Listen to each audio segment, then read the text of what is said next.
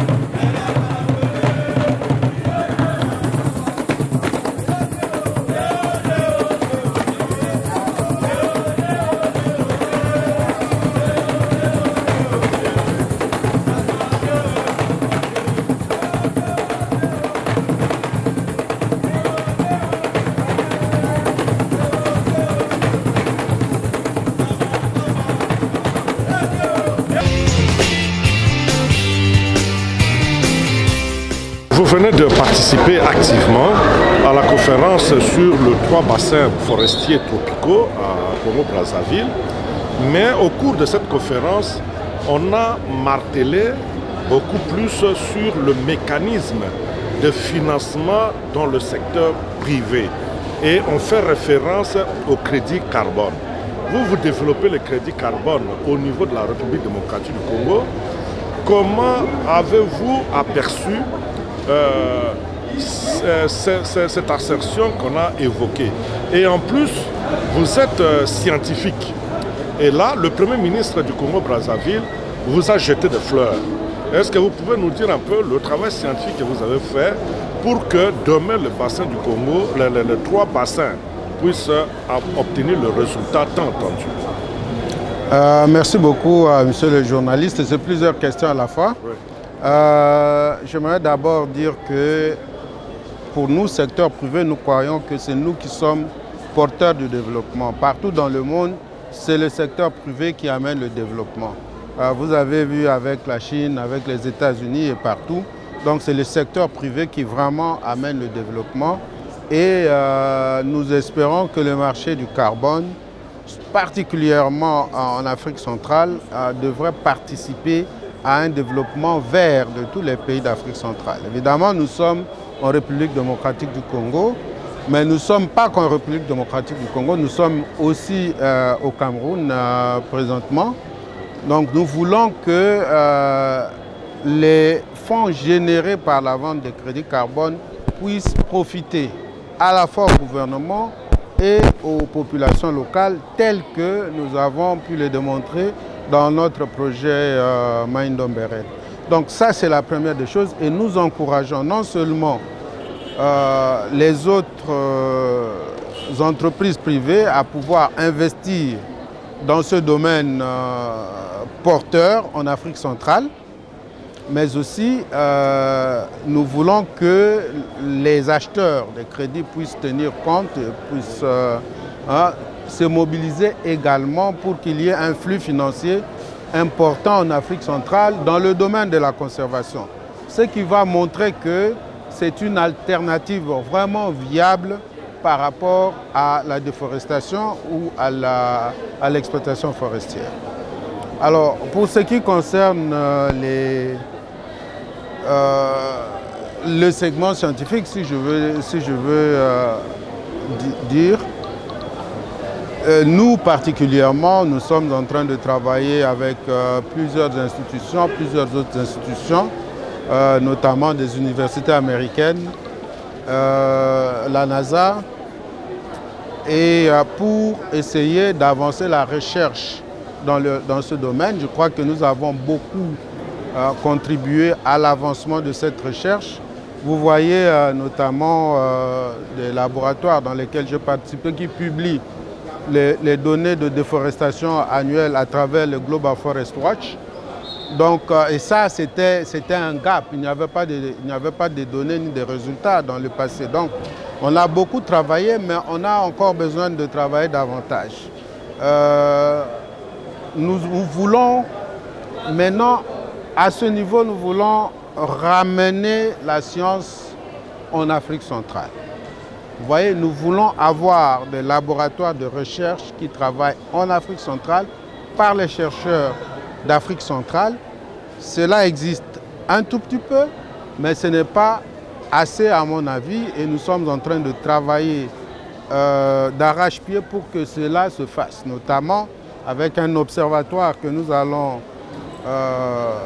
mettre en place à l'université de Kinshasa, qui collabore avec l'université de l'État du Michigan et du Dakota du Sud et d'autres universités.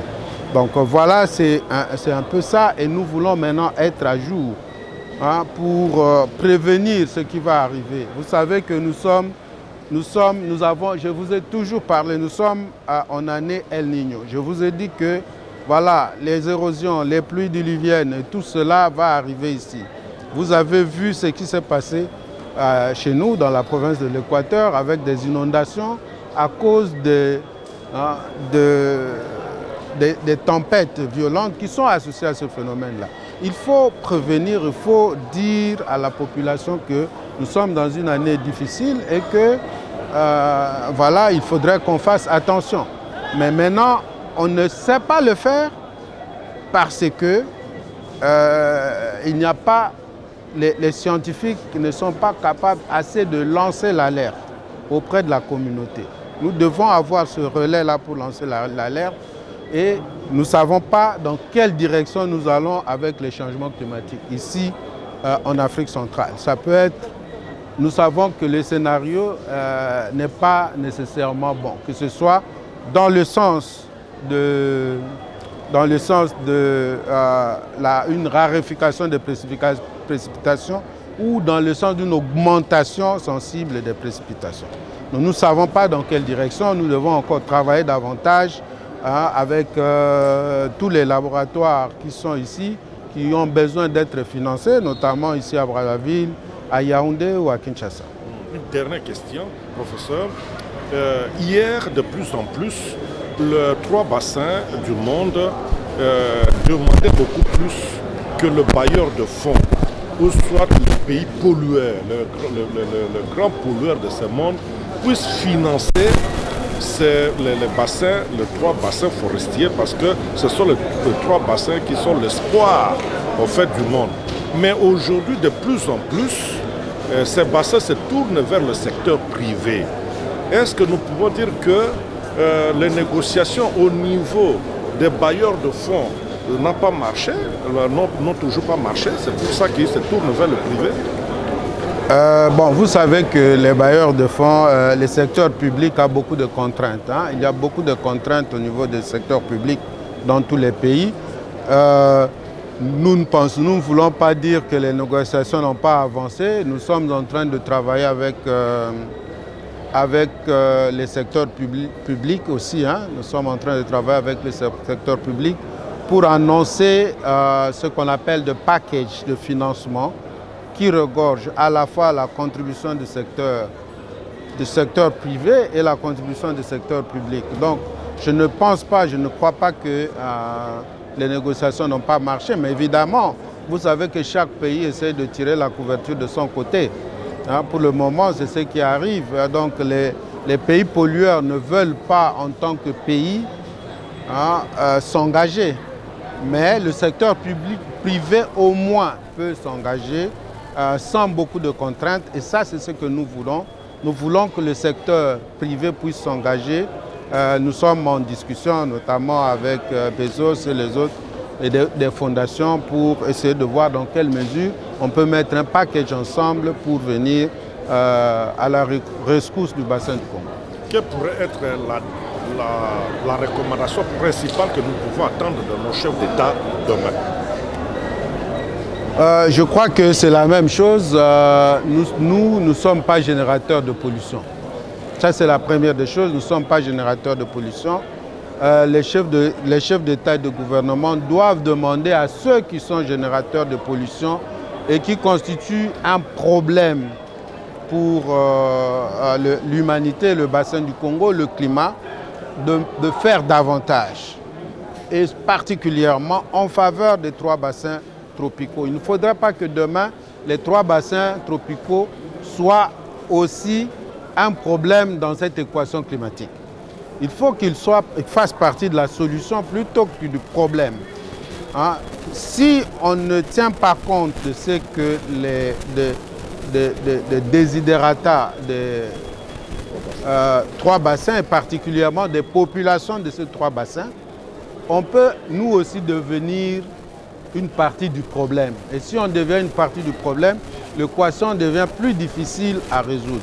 Donc, je pense que demain, les 3 chefs d'État vont demander encore davantage une participation des pays pollueurs, mais aussi il faudrait qu'ils puissent tendre la main vers le secteur privé qui fait partie également du problème, pour qu'ils puissent aussi payer leur fair share de ce qui se passe pour que le bassin du Congo puisse continuer à contribuer dans l'amélioration du climat mondial.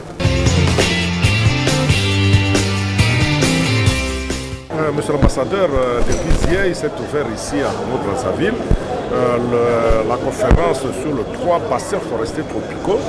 Pensez-vous que cette initiative aboutira au vrai problème que ces 3 bassins ont toujours exigé aux bailleurs et aux grands pollueurs de ce monde, en leur faveur? Je pense que d'abord c'est important que ces bassins se parlent entre eux Parce que c'est vrai que tous ils jouent le même rôle de stabilisation du climat mondial, mais ils ont chacun leur spécificité en termes de biodiversité, en termes de dynamique de déforestation, de dégradation, en termes également de pays et de leur niveau de développement. Mais il est important que ces pays parlent d'une seule et même voix, de telle sorte que cette voix porte haut et que les bailleurs puissent y porter attention. Et donc je pense que le sommet qui a commencé hier avec les travaux techniques se prolonge aujourd'hui avec le segment ministériel et se terminera demain en apothéose avec le segment des chefs d'État et de gouvernement, est une initiative qui est louable. Je pense que ce sommet qui vise d'une part à renforcer la coopération technique, la coopération scientifique, afin de pouvoir faire un plaidoyer fort de cette thématique des forêts au niveau des instances internationales, est un objectif important. Il s'agit également de pouvoir monter en puissance en ce qui concerne les financements. Vous savez, les forêts qui jouent un rôle de quasiment 20 à 30% de stabilisation du climat mondial ne reçoivent environ que 3% des financements. Donc il est important de se parler, de s'assurer que l'on puisse développer des projets, des programmes intégrés, ainsi que des mécanismes financiers novateurs pour pouvoir gérer cette thématique. Et enfin, il faut qu'on puisse arriver à une gouvernance régionale, à une gouvernance globale sur cette thématique, de telle sorte que nous parlions d'une seule voix sur la thématique des tourbières, sur la thématique de différents moteurs de déforestation. De telle sorte qu'au lieu que nous faisions un peu de la compétition parfois, au lieu que ce ne soit que les pays d'Amérique latine qui arrivent à avoir des financements au niveau du fonds vert, que nous puissions procéder à un échange d'expériences, un échange de bonnes pratiques, de telle sorte que nous puissions ensemble être plus forts. Monsieur l'ambassadeur, dans une telle conférence, quel pourrait d'après vous être le message que la République démocratique du Congo peut apporter? La République démocratique du Congo doit venir avec le même message que nous martelons depuis la COP 26, que nous sommes un pays solution, qu'avec nos 155 millions d'hectares de forêts tropicales humides, nous jouons un rôle certain de stabilisation du climat mondial et qu'il faudrait avoir des compensations justes pour cela. La RDC doit également expliquer que toute initiative qui se fait au bassin du Congo doit passer par elle puisque nous représentons 62% de la ressource. Enfin, la RDC doit dire que la priorité des priorités pour son gouvernement, c'est de réduire la pauvreté et créer les conditions d'une croissance socio-économique qui soit inclusive. Si jamais les objectifs de préservation de forêts s'alignent avec cet objectif de réduction de pauvreté, la RDC redoublera d'efforts. Mais si malheureusement il y a une opposition entre ces deux objectifs, la RDC risque malheureusement de donner priorité à la préservation de sa population, à la réduction de la pauvreté. Donc la communauté internationale doit venir pour nous accompagner, de telle sorte que l'ambition climatique que nous avons avec nos maigres moyens puisse être décuplée avec l'appui des bailleurs, des partenaires. Ce n'est pas de la charité, c'est une façon pour qu'ensemble nous puissions réduire ce problème global du changement climatique et préserver la planète pour les générations futures. Vous êtes le coordonnateur de la dynamique de groupe de peuples autochtones en République démocratique du Congo et vous venez de participer à la conférence sur les 3 bassins forestiers tropicaux au monde.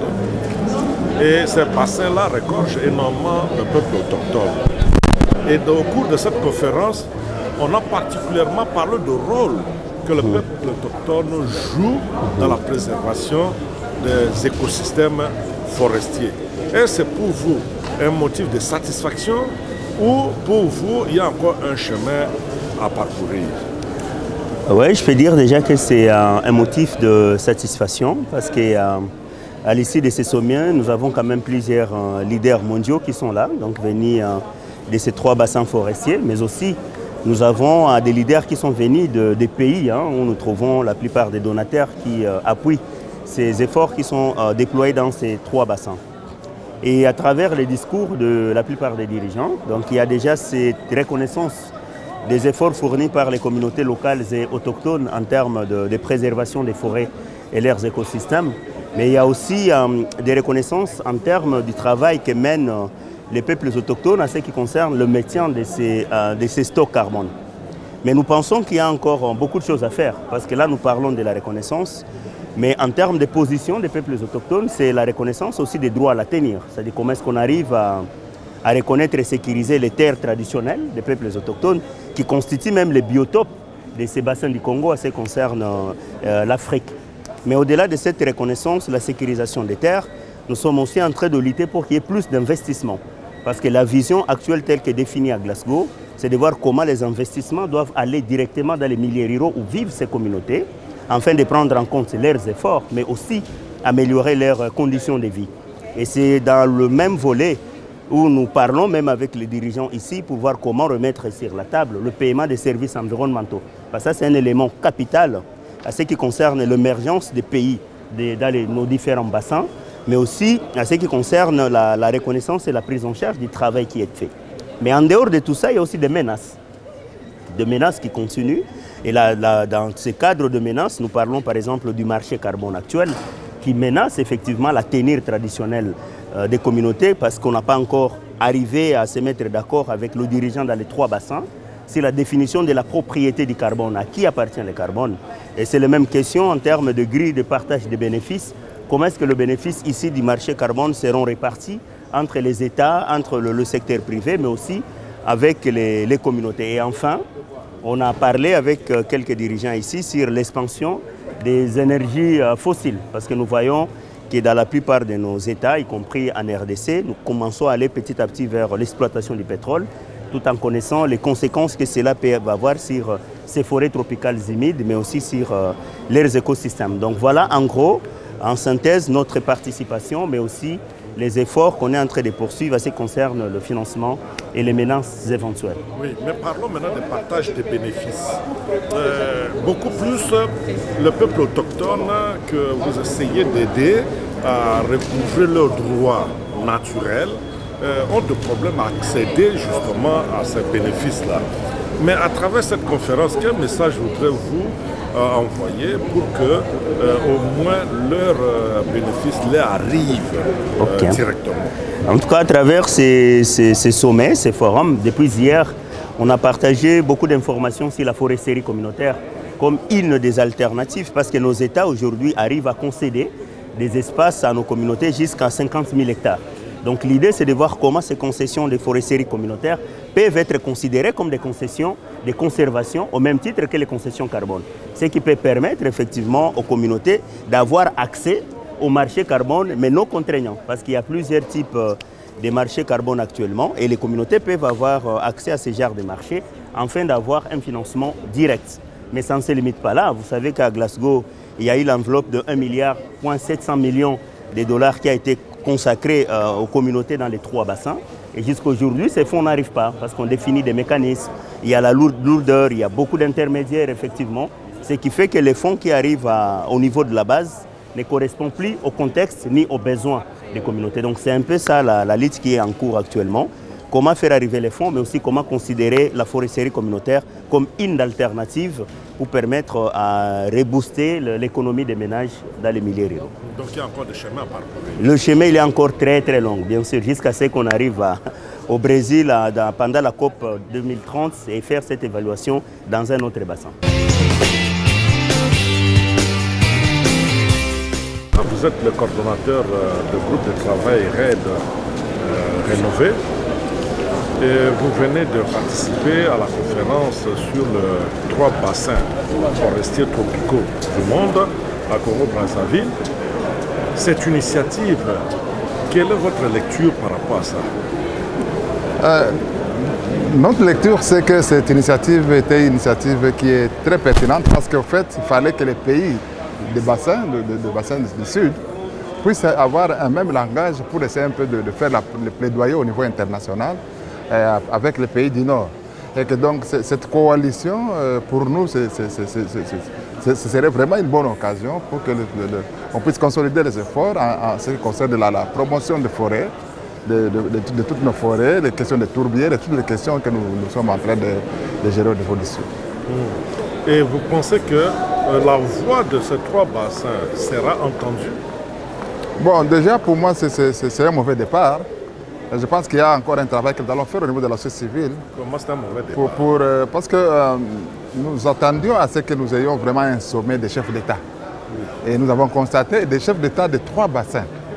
Et nous constatons, nous, à notre niveau, qu'on n'a que le chef d'État d'un seul bassin, le bassin du Congo.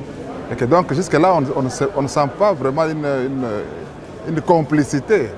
On ne sent pas une complicité de ces pays, ces trois bassins-là, parce que c'est ensemble qu'on sera fort. On peut faire un plaidoyer seul.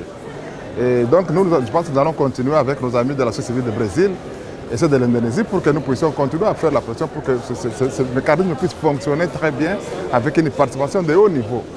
Ce ne sera pas un regroupement de masse. Vous savez, quand on parle d'un sommet, on parle de chefs d'État, on ne parle pas des hommes. Même si on a 5000 personnes, c'est un sommet, ce sont les chefs d'État. Et que demain, ce sont les chefs d'État qui vont prendre des résolutions. Et nous nous demandons quelles seront leurs portées, quelles seront leurs valeurs, quand certains chefs d'État ne sont pas déplacés pour ici. Vous craignez que le sommet échoue?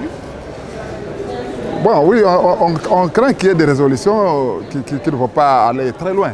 Et ça risque de nous mettre en difficulté. Je pense qu'on aura encore le temps de connaître les plaidoyers pour qu'on puisse faire mieux que ce qu'on a fait aujourd'hui. Mais quelle pourrait être la raison de l'absence des autres chefs d'État, des autres bassins? Bon, ça nous fait un peu mal au cœur de voir qu'il y a d'abord des absents. Parce qu'en fait, au nord, on est solidaire.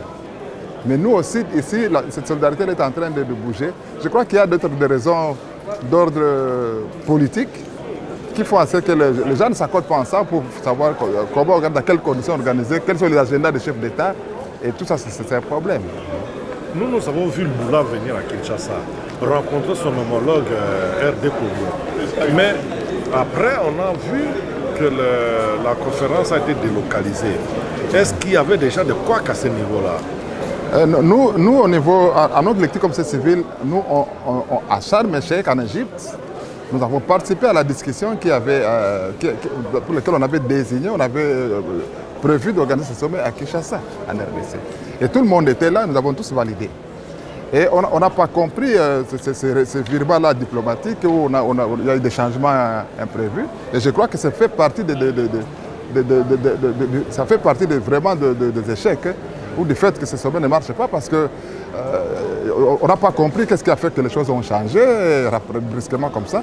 Et nous avons toujours dit, quand on parle de forêt du bassin du Congo, on peut encore mieux parler du Gabon que de Brazzaville.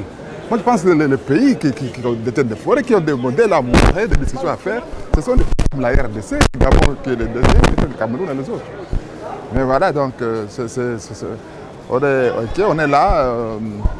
Ça, c'est le parti politique, mais nous-mêmes, comme société civile, nous sommes contents, nous faisons notre plaidoyer, nous sommes en contact avec nos partenaires, nous continuons à discuter sur l'avenir de nos communautés dans les forêts, dans nos forêts, les peuples autochtones et tout le reste. Nous continuons à mobiliser les partenaires pour qu'on puisse continuer à appuyer les efforts qui sont consentis par les différents projets, notamment même les projets carbone et les autres projets. Parce qu'aujourd'hui, le modèle que nous avons qui fait en sorte que les communautés ont quelque chose, sont des modèles de projets intégrés ou des projets imbriqués ou des projets carbone. Et donc, voilà. Donc pour nous, ça ne pose pas de problème. Le problème, c'est le portage au niveau politique, au niveau très élevé. Nous rencontrons, nous avons été avec les amis de l'OSFAC, de l'USAID, c'est pas moi, tous ceux qui travaillent de l'Union européenne, ceux qui travaillent sur l'intégrité du carbone et tout. Il y a eu vraiment des informations, des réunions dans lesquelles on a assisté qui nous ont beaucoup avantagé. Et si le chef d'État de trois bassins s'était effectivement réuni à Brazzaville, qu'est-ce que la société civile aurait dû attendre d'eux? Ce serait un signal fort au niveau international et on aurait peut-être un contenu à amener à Dubaï à la COP28. On aurait un message très fort à amener à la COP28, on serait très requinqués parce que là, on va démontrer que c'est le point de vue de nos chefs d'État et que nous nous accompagnons. Vous voyez. C'est donc ça, ce serait un signal très fort pour les amis du Nord, pour ceux qui refusent de débourser les 1 milliard qu'ils ont déjà, qui n'acceptent pas de décarboner leur vie, qui n'acceptent pas de faire progresser la transition vers l'énergie. Ça serait quand même un signal fort qu'il y a une force qui s'est en train de s'organiser, en l'instar des autres blocs que vous connaissez, que les BRICS, c'est pas moi, les autres blocs qui se mettent ensemble pour des raisons d'intérêt ou d'autres. Vous êtes le directeur général de l'Agence congolaise de l'environnement et vous participez activement à la conférence sur les 3 bassins forestiers tropicaux à Brazzaville, capitale de la République du Congo. Quel est l'apport de votre institution au sommet de ces 3 bassins? Merci beaucoup, monsieur le journaliste, pour la question. Nous sommes ici en fait pour montrer l'importance des études environnementales qui sont très importantes dans le cadre de l'évaluation des études. Mais aussi, nous sommes là pour, n'est-ce pas, montrer que l'Agence congolaise de l'environnement aide l'État à mettre en valeur notre lutte, la contribution de la RDC pour son apport en termes de crédit carbone dans la lutte contre le réchauffement climatique. Et alors, en tant que projet de développement, que pensez-vous alors du marché carbone? Parce que vous avez déjà effleuré cet aspect-là. Oui. Là, nous voudrions qu'il y ait une dynamique des trois bassins, n'est-ce pas, pour réclamer un peu en quelque sorte la hausse du tarif de la tonne carbone au plan international. Parce que nous estimons que la tarification est à la baisse, la tarification pratiquée jusqu'aujourd'hui est à la baisse, alors que nous sommes les plus grands contributeurs de l'apaisement même des températures dans la planète. Nous estimons qu'on devrait aller même à la tonne facturée à plus de 100 $, la tonne de carbone. Mais là, c'est un combat qui n'est pas facile, mais nous sommes là pour réclamer la hausse des tarifications. Donc c'est la voix que la RDC apporte à cette conférence de 3 bassins. Exactement, c'est la voix que nous apportons dans ce forum, dans ce grand forum international. Alors, monsieur le directeur général, aujourd'hui vous êtes un peu bref.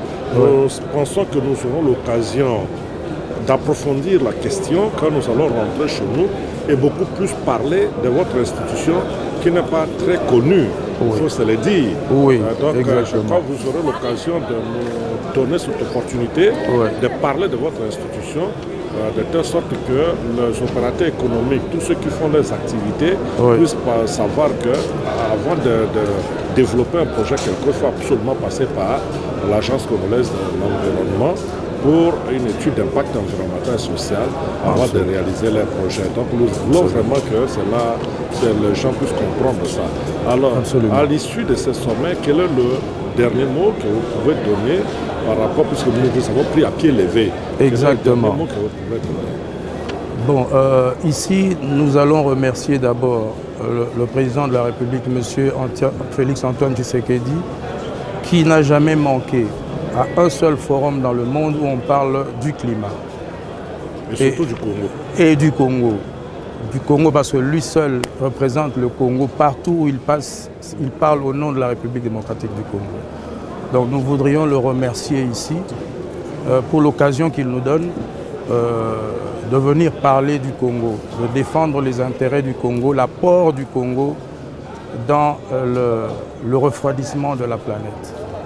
Donc nous voudrions le remercier en premier et aussi remercier le président Sassou Nguesso pour l'accueil chaleureux et le cadre somptueux qu'il nous a donné pour développer tous ces sujets au cours de ce grand forum.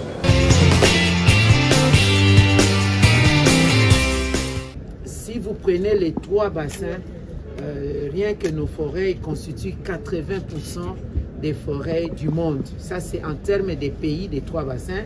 Bassin de l'Amazonie, bassin du Congo, bassin Bornéo et Mekong. Maintenant, si on parle en termes du bassin du Congo, la République démocratique du Congo, sur les 268 millions d'hectares de forêts tropicales humides du bassin du Congo, la République démocratique du Congo, par la grâce de Dieu, en dispose environ 62%, donc 155 millions d'hectares de forêts tropicales humides. Et à côté de ça, on ne peut pas parler des forêts sans autres ressources comme les ressources en eau. Nous disposons, la RDC dispose de 10% des réserves mondiales des eaux douces et 52% des réserves des eaux douces de toute l'Afrique. Encore que quand j'ai parlé des forêts tropicales humides, j'ai parlé des 62%. Mais si nous devons parler de toutes les forêts d'Afrique, donc il y a les forêts tropicales humides, il y a les forêts clairsemées qu'on appelle Miombo, où nous partageons avec un bon nombre de pays de l'Afrique austale. En République démocratique du Congo, donc, nous disposons de 67% des forêts de toute l'Afrique. Alors, à côté de ça, face au réchauffement de la planète, les scientifiques nous ont alertés de ces réchauffements de la planète et les scientifiques nous ont dit que la solution pour juguler cette température devait être basée sur la nature, notamment les forêts comme atout majeur. Voilà pourquoi, disposant donc de cette denrée, disposant donc de ces potentiels, nous disons la RDC est pays solution face au réchauffement climatique. En suivant le déroulé de cette émission, pouvons-nous dire que le sommet a-t-il réussi? Naturellement, ce genre de sommet, à la fin, on a droit à la déclaration commune de chefs d'État. La déclaration qui consacre leur engagement. Mais qu'est-ce que nous avons constaté? Nous avons constaté que nous n'avons droit qu'au discours de plusieurs chefs d'État qui se sont prononcés. Est-ce que ce discours cache-t-il un malaise? Est-ce que nous pouvons désespérer? Mais comme vous avez remarqué, sur les 3 bassins du Congo, les leaders des 3 bassins du Congo n'étaient pas tous là. L'Indonésie était absente, le Brésil était absent. Par conséquent, nous nous sommes retrouvés que devant les leaders du bassin du Congo. Est-ce que ce sommet, à ce niveau-là, pouvons-nous qu'il a réussi? En tout cas, nous allons voir dans le jour qui vient. Peut-être que le chef d'État va se ressaisir pour pouvoir, en tout cas, signer une déclaration commune. En attendant, wait and see.